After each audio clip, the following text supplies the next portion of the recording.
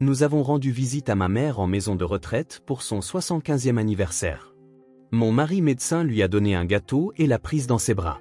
Soudain, son expression s'est figée. Il m'a tiré à l'écart, on la sort d'ici tout de suite. Pourquoi? Tu n'as rien senti dans son dos? Dit-il, la voix tremblante. En entendant ces mots, je me suis effondré. Avant de commencer l'histoire, n'oubliez pas de laisser un like et de vous abonner à la chaîne pour voir plus d'histoires comme celle-ci. Dans un quartier résidentiel de Chicago, où les soirées d'automne tombaient vite, Emily Harris contemplait le feuillage de son jardin par la fenêtre de la cuisine, savourant la gratitude qu'elle ressentait envers sa mère. La pensée du doux sourire de sa mère, Dorothy, lui réchauffait le cœur.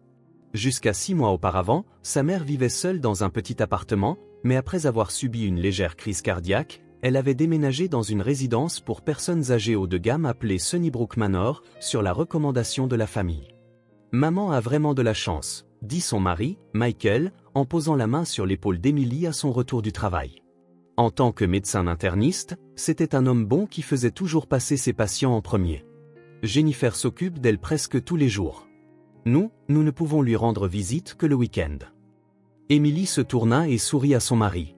C'est tout à fait vrai. Je lui suis si reconnaissante.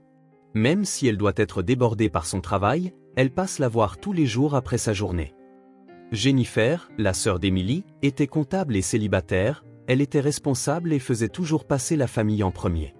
C'était elle qui avait fait des recherches sur divers établissements lorsque leur mère avait eu besoin de déménager, trouvant Sunnybrook Manor, l'endroit offrant les meilleures conditions.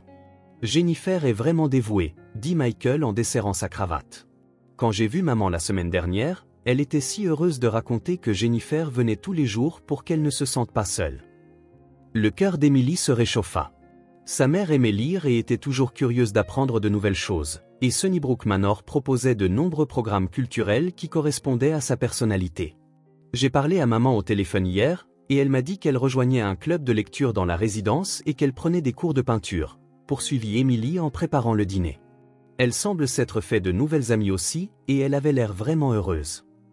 Cependant, ces derniers temps, Emily avait remarqué une légère lassitude dans la voix de sa mère. Leur conversation téléphonique était devenue plus courte qu'auparavant, et elle disait souvent « Je me fatigue vite ces temps-ci ». Son appétit semblait avoir un peu diminué, et elle paraissait avoir perdu du poids. Mais dernièrement, maman semble un peu moins énergique, dit Emily avec inquiétude. C'est juste l'âge, répondit doucement Michael. Quand on vieillit, il est normal que l'énergie décline. Le médecin de Sunnybrook Manor l'examine régulièrement et a dit qu'il n'y avait pas de problème particulier. En effet, le médecin de l'établissement avait diagnostiqué que la santé de sa mère était appropriée pour son âge, sans problème particulier lors des examens réguliers. Jennifer avait également dit « Maman a besoin de soins professionnels » et avait recommandé la vie en résidence. Emily faisait confiance au jugement de sa sœur. « Tu as raison. Comme ma sœur passe la voir tous les jours, nous saurions immédiatement s'il y avait le moindre problème. » Après le dîner, Emily et Michael discutèrent du prochain anniversaire de leur mère. « Pouvez-vous imaginer gagner 10 000 $ par mois juste avec YouTube, et tout ça depuis chez vous? C'est exactement ce que j'ai fait avec ces histoires. Sans visage, sans voix. Consultez le lien dans la description si vous êtes curieux. Je veux en faire un jour spécial, dit Emily avec enthousiasme. Commandons le gâteau au chocolat préféré de maman et organisons une fête à la résidence. Excellente idée, répondit Michael avec un sourire. Parlons-en aussi à Jennifer. Le lendemain, Emily appela sa sœur. Que penses-tu d'une fête d'anniversaire pour maman? Quelle merveilleuse idée! La voix de Jennifer était vive et joyeuse. Faisons le plus beau jour pour maman. J'arrangerai mon emploi du temps et je serai là, c'est sûr. Jennifer faisait toujours passer leur mère en premier. Emily réalisa à quel point elle était chanceuse d'être entourée d'une famille si formidable. Son mari Michael chérissait sa mère comme son propre fils l'aurait fait, et sa sœur Jennifer s'occupait d'elle avec dévouement. Je suis si reconnaissante de t'avoir, ma sœur, dit Emily, sincèrement. Je n'aurais pas pu confier les soins de maman avec autant de tranquillité d'esprit si j'avais été seule. Nous sommes une famille, c'est normal, rit Jennifer. Maman est notre trésor, alors je veux faire tout ce que je peux pour elle. Après avoir raccroché, Emily ressentit à nouveau les liens profonds qui unissaient sa famille. Une semaine avant l'anniversaire de sa mère, Emily appela Sunnybrook Manor avant de partir au travail pour obtenir l'autorisation d'organiser la fête. « Bonjour, Sunnybrook Manor », dit la réceptionniste d'une voix claire et amicale. « Bonjour. C'est Emily, la fille de Dorothy Williams. Nous aimerions organiser une petite fête dans sa chambre vendredi prochain pour son anniversaire. » « Bien sûr, » répondit chaleureusement la réceptionniste. « Nous connaissons bien votre mère. Jennifer vient presque tous les jours. Votre mère a de la chance d'avoir des filles aussi merveilleuses. » Le cœur d'Emily se réchauffa. Même le personnel de l'établissement reconnaissait le dévouement de Jennifer. « Merci. Nous aimerions commencer vers 14 heures. Serait-ce possible? » « Oui, c'est parfait. Vous pouvez aussi utiliser la salle d'activité et nous pouvons organiser les repas dans la chambre. N'hésitez pas à nous faire part de vos demandes. » Après avoir raccroché, Emily commanda le gâteau pendant sa pause déjeuner. La propriétaire de la pâtisserie locale qui faisait le gâteau au chocolat préféré de sa mère, Madame Johnson, l'aida avec gentillesse. « Comme ma mère adore lire, pourriez-vous le faire en forme de livre? Quelle charmante idée! Je ferai le gâteau au chocolat en forme de livre. » Emily raccrocha, satisfaite, imaginant le visage ravi de sa mère. Le soir même, Emily et Michael allèrent acheter un cadeau. Comme sa mère avait mentionné que sa presbytie s'aggravait, ils choisirent une loupe de haute qualité pour la lecture, dotée d'un manche en argent joliment décoré qui devrait plaire au goût raffiné de sa mère. « Maman sera ravie », dit Michael en tenant la boîte emballée. Le lendemain soir, Emily appela Jennifer. « Ma sœur, comment avancent les préparatifs de la fête? » « Parfaitement », répondit Jennifer d'une voix excitée. « J'ai commandé 20 roses blanches, les fleurs préférées de maman. Et j'ai rassemblé des photos de maman quand elle était jeune pour faire un album. » « C'est incroyable. Maman va adorer, » dit Emily, émue. « Nous avons préparé le gâteau et la loupe. »« Parfait. Je pense que maman sera vraiment heureuse. » Une fois de plus, Emily fut touchée par la profonde prévenance de sa sœur. Le jeudi après-midi, Emily appela sa mère. « Maman, comment te sens-tu? » « Emily, merci. Je vais bien. » La voix de sa mère était calme, mais semblait un peu fatiguée. « Jennifer est passée hier aussi. C'est une fille si gentille, je suis bénie. »« Oui, je suis vraiment reconnaissante envers ma sœur, » sourit Emily. « Demain est un jour spécial. Attends-toi à une surprise. »« Merci, Emily. J'ai hâte de vous voir, toi et Michael. » Emily raccrocha, sentant l'amour dans la voix de sa mère, même si leur conversation s'était raccourcie dernièrement. Le vendredi matin, Emily et Michael quittèrent le travail un peu plus tôt pour aller chercher le gâteau, qui dépassa toutes leurs attentes. Il ressemblait vraiment à un livre. À 13 heures, ils arrivèrent à Sunnybrook Manor. À la réception, la directrice des activités, Brenda Kelly, les attendait avec un sourire chaleureux. « C'est un jour spécial pour votre mère. Le personnel et moi-même espérons qu'elle passera une journée heureuse. » « Merci. Nous sommes vraiment reconnaissants que maman soit si bien soignée ici, » répondit Emily. « Votre mère est une femme merveilleuse, » poursuivit Brenda. « Et l'amour dévoué de Jennifer nous émeut aussi, nous les membres du personnel. Elle vient voir votre mère presque tous les jours, et votre mère est vraiment heureuse. » En se dirigeant vers la chambre de sa mère, Emily fut une fois de plus impressionnée par l'atmosphère propre et lumineuse de l'établissement. Des mélodies de piano, probablement pour une séance de musicothérapie, flottaient dans l'air. « Maman vit vraiment dans un bon environnement, » dit Emily à Michael. « Oui, puisque Jennifer a choisi cet endroit, ça ne peut être qu'un bon choix, » acquiesça Michael. Arrivés devant la chambre, ils purent entendre le rire éclatant de Jennifer. Quand Emily frappa, Jennifer ouvrit la porte. « Emily, Michael, merci d'être venus. Maman vous attendait avec impatience. » En entrant, ils virent leur mère assise sur le lit, souriante. Autour d'elle, les roses blanches préparées par Jennifer étaient magnifiquement disposées. « Emily, Michael, » dit leur mère en tendant les mains. « Merci d'être venus. » Emily courut vers sa mère et l'étreignit doucement. « Joyeux anniversaire, maman, » dit-elle de tout son cœur. « Merci, Emily. Avec vous tous ici, je suis vraiment heureuse. » Des larmes brillaient dans les yeux de sa mère.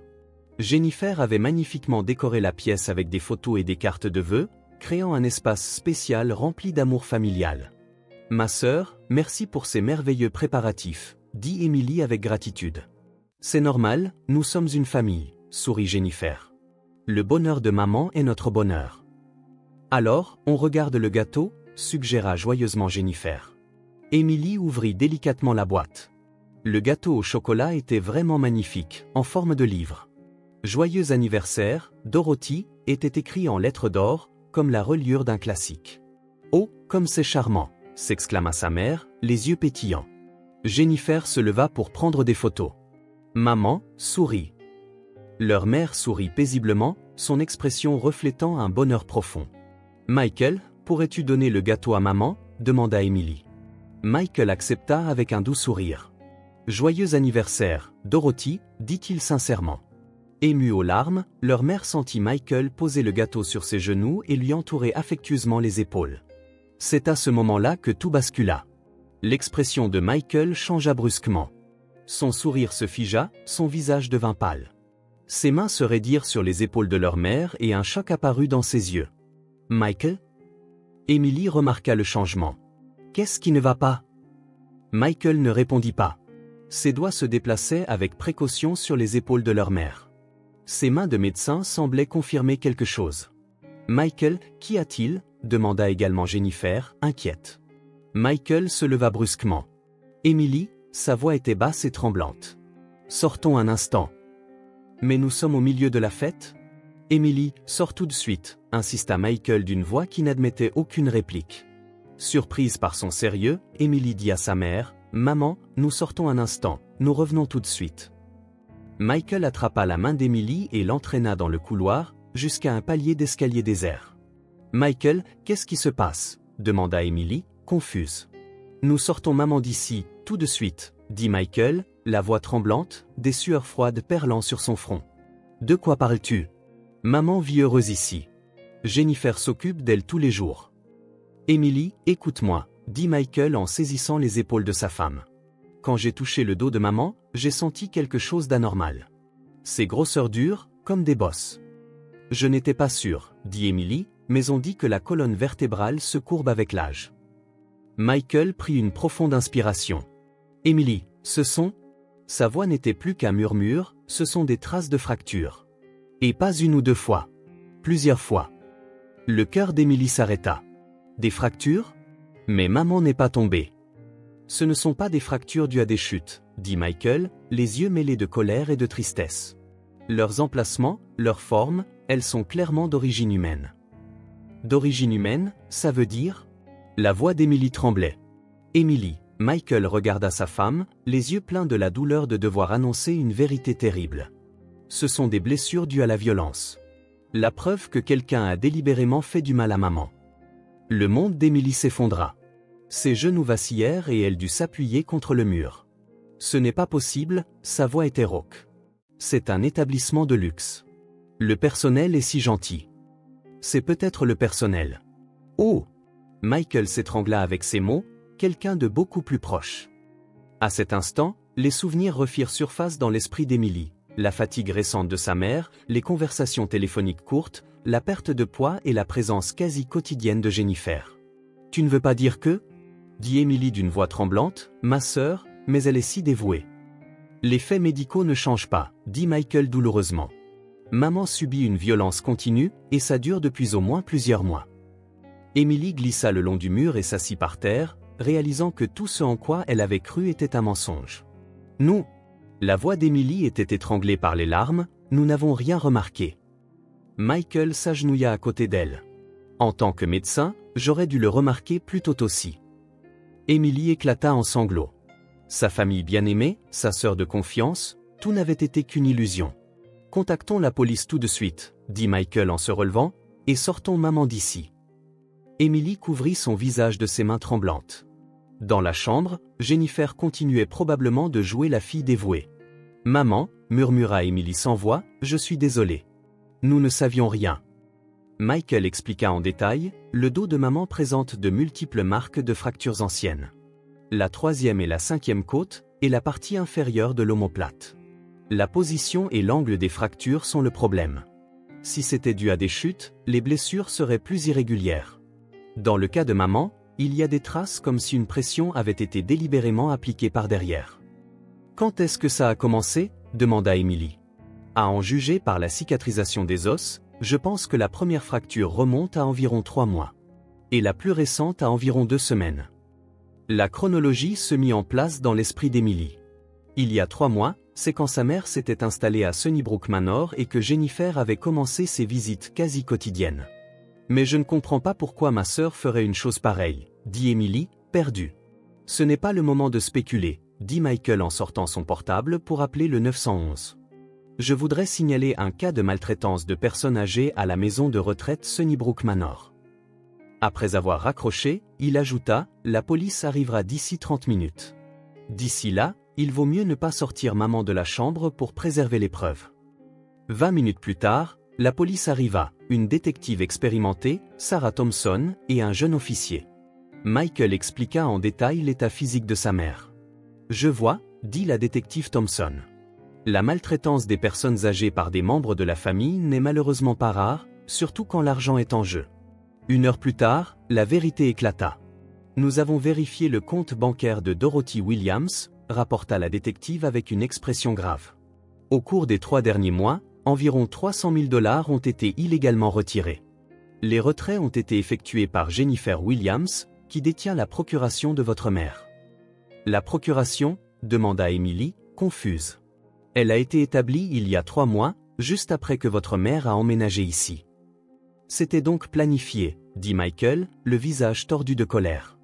Il y a pire, continua la détective. Nous avons vérifié les enregistrements des caméras de surveillance et avons trouvé plusieurs cas où Jennifer Williams se montre violente envers votre mère. De plus, la directrice des activités, Brenda Kelly, semble être complice. Elle recevait 5 000 $ par mois de Jennifer Williams pour couvrir les abus. À ce moment-là, on entendit des pas pressés. C'était Jennifer. Emily, Michael, où êtes-vous? Maman s'inquiète. En entendant cette voix, le cœur d'Emily ne ressentit plus d'affection, mais seulement du dégoût. La détective Thompson fit signe à son subordonné. Quand Jennifer les vit avec la police, son expression se figea. Jennifer Williams, vous êtes en état d'arrestation pour maltraitance de personnes âgées, fraude et détournement de fonds. De quoi parlez-vous? Essaya-t-elle de continuer sa comédie. Je m'occupe de ma mère. Emily la fixa. Ma sœur, pourquoi? Le masque de Jennifer commença à se fissurer. Tout est enregistré par les caméras de surveillance, dit calmement la détective. Nous avons aussi confirmé tous les relevés bancaires. À cet instant, le masque de la fille dévouée tomba complètement. Cette vieille femme ne faisait qu'amasser de l'argent, cracha Jennifer. Même si je m'occupais d'elle, elle ne montrait aucune gratitude. Alors j'ai juste fait bon usage de cet argent. Michael s'avança. Tais-toi. Je ne te laisserai plus faire de mal à maman. Un policier passa les menottes à Jennifer, tandis qu'un autre amenait Brenda. 6 mois plus tard, un soleil paisible inondait le salon de la maison d'Emily. Dorothy, assise sur le canapé, lisait un livre avec la loupe offerte par Michael. Son corps se remettait progressivement et ses blessures émotionnelles cicatrisaient lentement. Après avoir reçu des soins dans un établissement de confiance, leur mère avait exprimé le souhait de vivre avec sa famille. Emily et Michael l'avaient accueilli avec joie. Le verdict du tribunal avait choqué la société. Jennifer avait été condamnée à 8 ans de prison pour fraude et agression, et Brenda à 5 ans pour complicité.